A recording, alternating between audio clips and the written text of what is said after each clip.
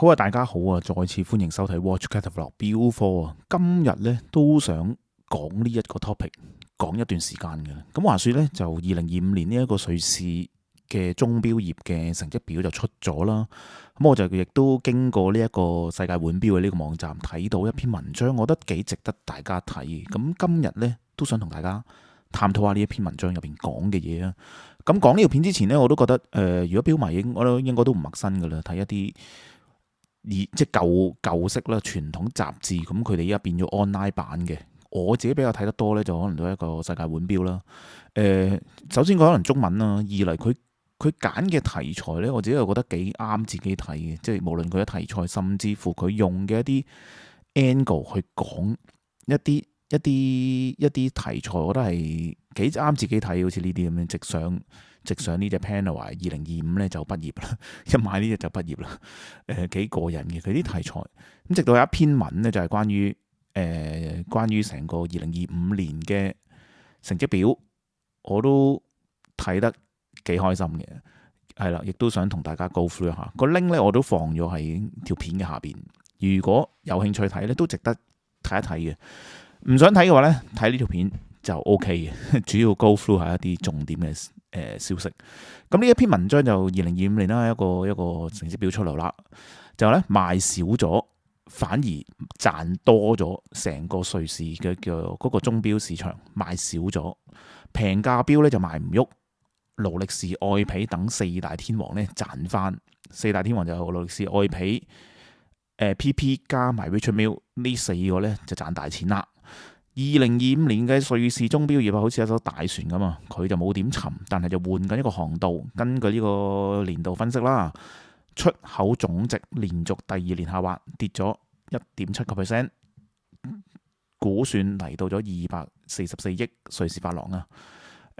全球銷售總額維持490億瑞士法郎左右啦。令人震撼嘅呢就係出貨量呢下降咗4.8%，即係啲錶嘅牌子呢做少咗錶個意思咪即係出口量少咗咯，即係生產少咗錶啦，賣咗1400幾萬隻啫。當中機械錶呢就520萬隻，石英錶呢940萬隻啦。咁但係呢，調翻轉佢哋又賺多咗錢喎。嗱，呢個數字呢基本上係去到20年前啦。如果2011年計呢，係可以出口到2980萬隻錶啊，即係呢，依家呢近乎得翻一半啫，得翻2011年嘅一半嘅出口量啊，即係全部牌子都做少咗錶啦。鐘錶業啊就唔再追求賣得多啊，而係徹底轉向賣得貴啊。數量取勝退場，價值登場啊！呢個轉型咧都唔係趨勢，而係一個事實啦。咁啊，真係有啲令人有啲惋惜嘅，賣少咗，每個牌子都做少咗錶。勞力士全年銷售達到110億啊！勞力士繼續考第一啦，考第一之餘咧，更加之係逐漸咁拋離緊成個對手啊！壟斷得越嚟越誇張。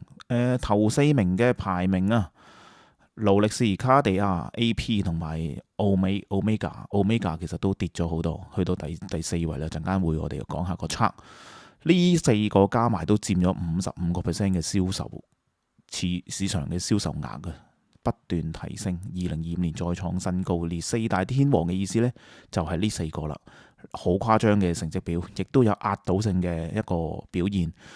呢度講緊係佔咗營業利潤率33%。我就唔係好難，我唔係好明呢啲咩利潤率啊、利用詞啊。總之大家照睇啦，係啦。總之簡單啲講，就係佢哋佔咗76% 嘅呢一個利潤啦。即係總之利潤入邊有76% 俾四大天王攞晒啊。呢三個 group 雖然佢哋有41% 市佔率，但係只係得到18% 利潤啦。都幾慘嘅一個事實，就係品牌眾多，百花齊放，演變成為強者越強啊！呢啲邊緣就退場嘅一個競技場。我諗相比起石英危機呢，其實依家呢個局面呢，比石英危機呢更加之嚴重添，因為有智能手錶嘅侵襲啦。加埋可能中國嘅手錶嘅崛起啊，Micro Brand 嘅崛起呢，其實或多或少一定係分薄咗瑞士錶嘅一啲市佔率嘅。呢個我都之前都片都講過，Micro Brand 或多或少一定會食咗啲 market 噶啦。超高端化，少量客戶撐起大半嘅產值。頭先都講啦，啲錶嘅數量呢越嚟越少，但係就賣得越嚟越貴啦。出貨量呢就高端市場啊，係啦。咁呢度我哋唔特別再講啦。嗱，呢度就有一句就好緊要嘅，中價價位呢正在俾擠壓，低價呢就俾智能手錶 Smart Watch 侵蝕，留給傳統牌子嘅空間越嚟越窄啊！其實都幾可惜嘅呢樣嘢，幾牙煙嘅。我諗啲牌子都幾難去應對呢一個時代巨輪啊。Omega 好嚴重，跌得好嚴重，陣間再講下佢個，大家再分析下佢嘅原因。勞力士繼續考第一，加上仲有一種慢慢拋離嘅成長，拋離嘅趨勢添，成長4%。係啦，銷售額去到110億瑞郎啊！陣間睇啲數據就知道呢110億係個咩嘅概念啊，好恐怖嘅一個概念啊！亦都持續改寫自家呢個標壇紀錄啊！推算零售額約呢個160億瑞士法郎。嗱，呢個呢，呢個有啲難明啦，因為有時係160，有時係110啦。呢個我對啲數字都唔係太熟。咁但係市場嘅單一市佔率 market share 啦，呢個大家容易啲明啦。佔咗33%差唔多，加埋 Tudor 就去到34.4%。呢度有個好得意嘅數據就係咧，原來 Tudor 咧只係佔咗成個鐘錶業1.5%嘅啫。我都有啲跌咗眼鏡，原來 Tudor 都叫做咁誇張嘅啲廣告啦。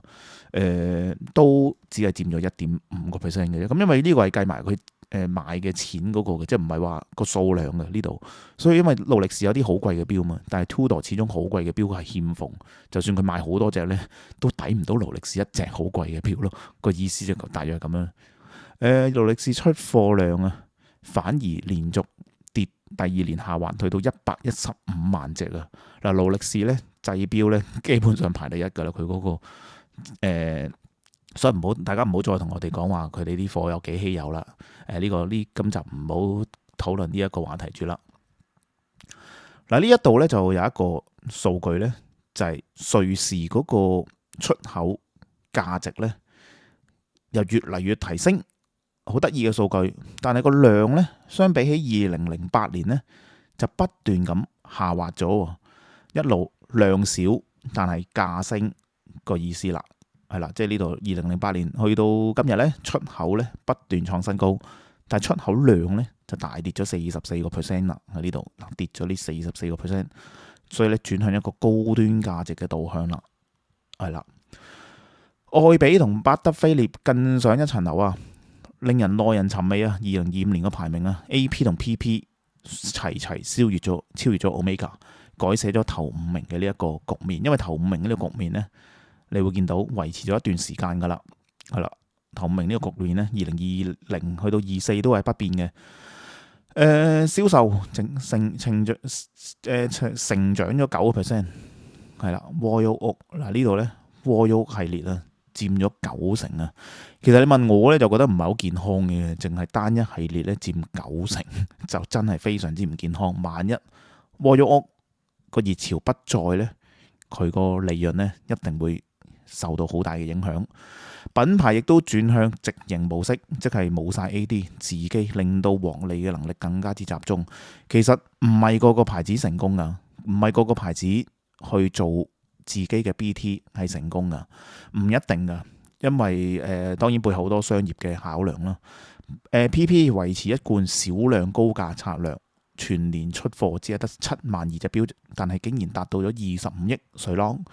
平均價格繼續攀升啊，一路不斷加價。好啦，呢個 chart 咧其實就每年其實都會公布一次嘅，都幾好睇嘅。呢一個 chart 我哋都可以留多少少時間。咁啊，勞力士唔使講啦，其實應該都維持咗第一位好多年噶啦。Omega 咧就有啲可惜，由第2位啦，2019年第2位慢慢跌啦，即係你見到綠色呢個咧就慢慢跌。哇！2025年簡直係災難式跌到第5位添啊，真係唔知點交代啦。Cartier 反而就升咗第2位啦，一直都係又估唔到原來 Cartier 都咁犀利，因為佢夠大眾，同埋佢啲標價夠高。因為 Cartier 有啲標咧講緊200-300萬一隻咧，咁佢個價咧係夠高，所以上到去呢個位。呢個位咧就其實係計嗰個 value 嘅，就唔係計嗰個賣幾多隻標嘅，所以呢度大家搞翻清楚，就呢個意思係佢嗰個價值嘅，係啦。AP 咁就慢慢上啦，由第6位，第六位上到第3，再上第2。PP 第5、第4、第5，再上翻去第4嘅。Richard Mille 咧，其實你都見到慢慢都上嘅。你話下年再上埋 Omega 咧，絕對唔出奇嘅。Richard Mille 呢一個位。令人可惜嘅 Longines 由本身第4位，咁啊 Longines個價唔高，但係佢勝在個量就真係實在超高。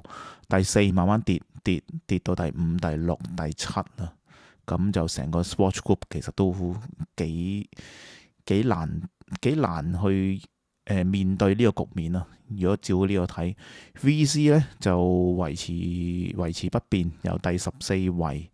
去到11位，再上到第8位咗一段時間，咁 VC 我諗都應該短時間內咁維持嘅呢個位。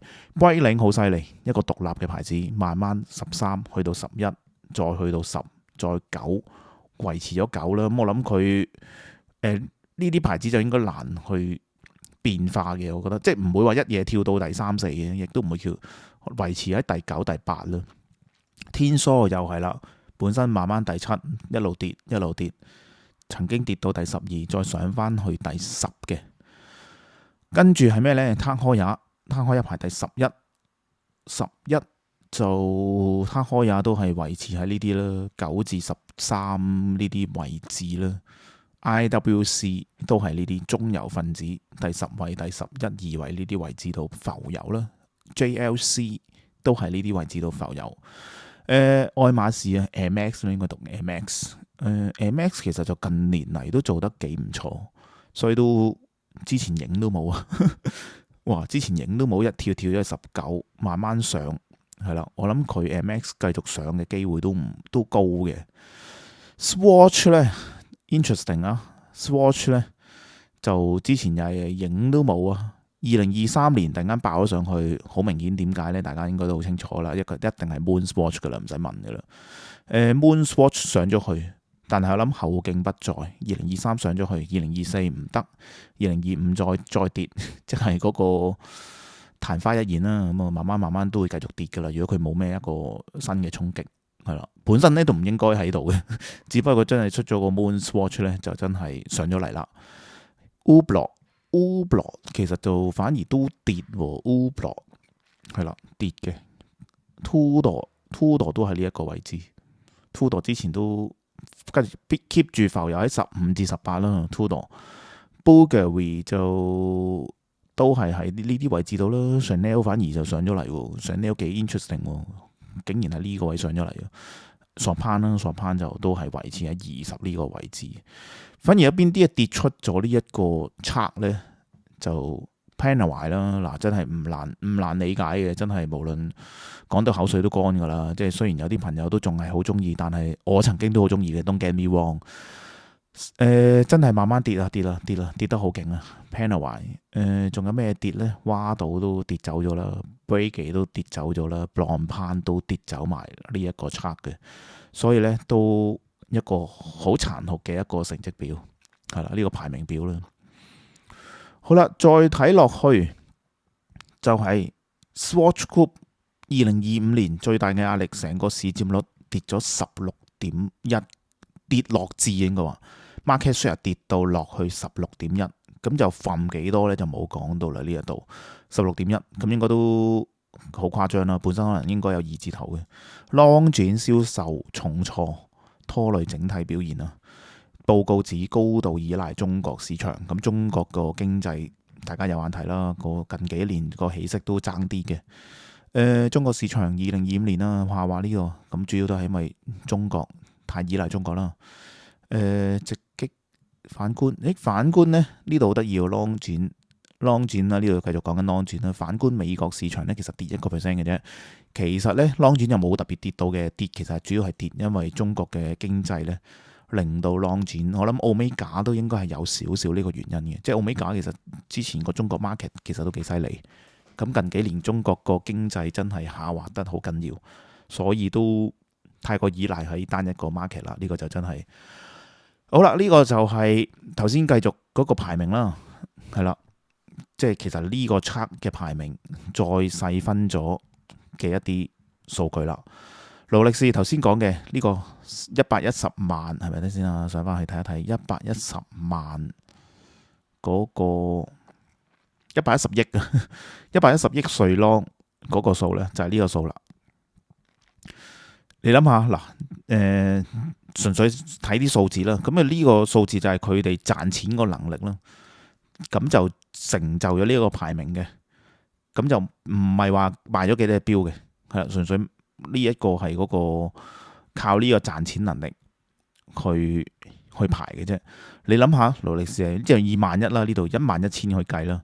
第二位已經係講緊3400，即係第一位拋離第二位有3倍咯，拋離第三位4倍，係啦，去到第20位咧拋離都唔知幾多倍，20位呢度。20位呢度340，咁已經拋離咗幾多倍，所以你諗話嗰個壟斷嗰個誇張嘅能力咧，我諗佢可以買起晒大部分嘅牌子啊！淨係一個勞力士佢嗰個有錢能力，應該都可以買起晒大部分嘅一個牌子啊！咁呢度再睇下啲，咁呢度可以慢慢自己再去翻呢個文章度睇下啦。嗱，market share 啦，market share 一個牌子單一33%。好誇張，1/3個餅俾佢食咗成個 market， 即係成個瑞士業每賺100蚊咧，佢賺咗33蚊噶啦。個意思就即係話卡地亞9% 啦，AP 6% 啦，咁一路數落去，咁樣咯，係啦。咁其實呢個 percent 咧就應該係呢度嗰個比例嚟嘅，係啦，計翻呢個 percentage 嘅啫。咁啊，頭先睇咗頭20名啦，咁啊再睇下一啲下邊有冇啲 interesting 嘅數據啦。Van Cleef 21位 ，Franck Muller 22位 ，Panerai 23 ，Blancpain 24，Lange 25，Piaget 26，Jacobs and Co 咧呢個幾得意嘅，上升得好快，竟然增長得好快。有另一篇文章，LV 都係升嘅 ，LV 其實都係近呢幾年啲錶做得好好嗱，但係好多 group 咧其實都係跌啊，花島啊。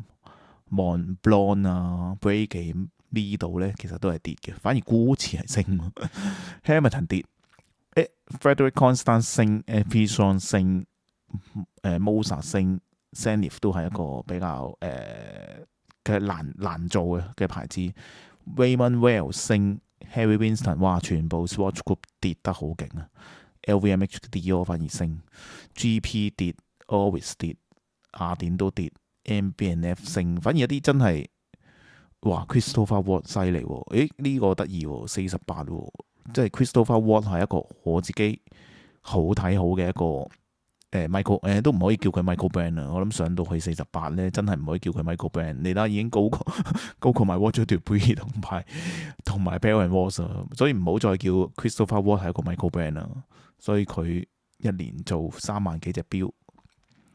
一年做3萬幾隻錶，賣到呢個數都算係咁，幾有趣嘅一個數據，亦都可以睇到每一個牌子個出貨量啊，出貨量有幾多啊？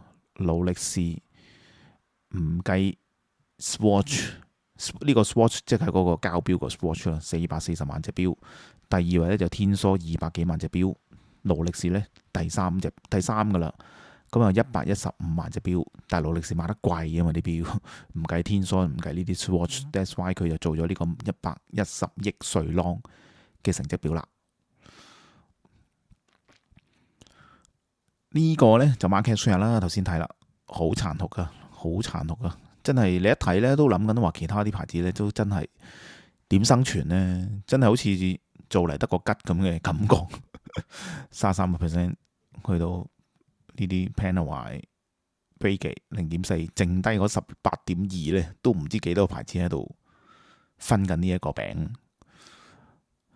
產業不再追求規模啊，而係掌握力啊。呢度就唔特別 go through 啦。嗱，大致上就係咁樣啦。嗱，咁大家都會有一啲好奇，瑞士錶下跌咗，咁但係呢，我都係揾緊人口有冇下跌呢？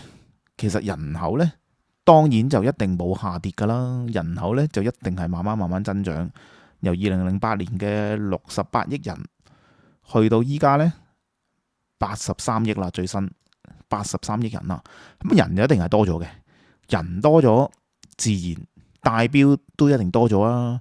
咁另一樣嘢呢，當然就係智能手錶嘅一個入侵啦。智能手錶其實都真係對瑞士鐘錶業嘅衝擊呢係好大嘅，因為石英危機就算個衝擊幾大都好，咁買錶嘅人佢都係買翻手錶嘅一啲牌子出嘅電子錶啫。石英危機嘅時候，例如可能瑞士嘅牌子佢都會出電子錶噶嘛，而日本啊甚至乎其他牌子，咁但係智能手錶呢，就確實一定係侵佔緊成個市場噶啦。你見呢，只會越嚟越多人戴智能手錶嘅啫，呢個係無可避免嘅一個事實嚟嘅。